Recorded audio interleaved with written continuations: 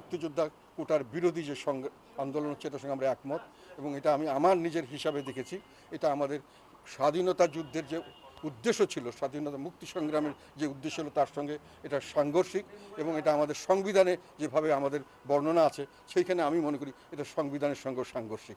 কাজে আর একটা হলো আমি যেটা বললাম যে পেনশন স্কিমটা যেহেতু যারা পেনশন নেবেন যাদের জন্য করছেন তারা যদি এটাকে ভালো মনে না করে তাহলে আপনি নতুন লোকের জন্য যা করবেন তা করবেন আমি জানি না, কিন্তু যারা চাকরিতে আছেন তাদেরকেও তাদের ইচ্ছার বাইরে তো তাদেরকে জোর করে আপনি সার্ভিস কন্ডিশন কমিয়ে দিতে পারেন না।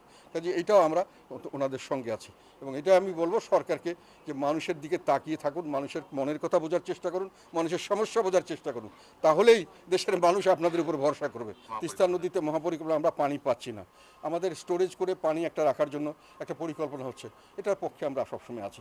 এটা কে এখন আমাদের দেশের কতগুলো আমাদের নিজস্ব বিষয় নিয়ে আমরা এমনভাবে কতগুলো জটিল করে ফেলেছি যে মানে করতে গিয়ে এখন বিভিন্নভাবে আমরা বাইরের শক্তির কাছে অনেকটা পরনির্ভর। আমাদের সরকারকে দেখছি তারা জনগণের স্বার্থের চিন্তা না করে নিজেদের ক্ষমতা যাওয়ার চিন্তা করছেন বেশি।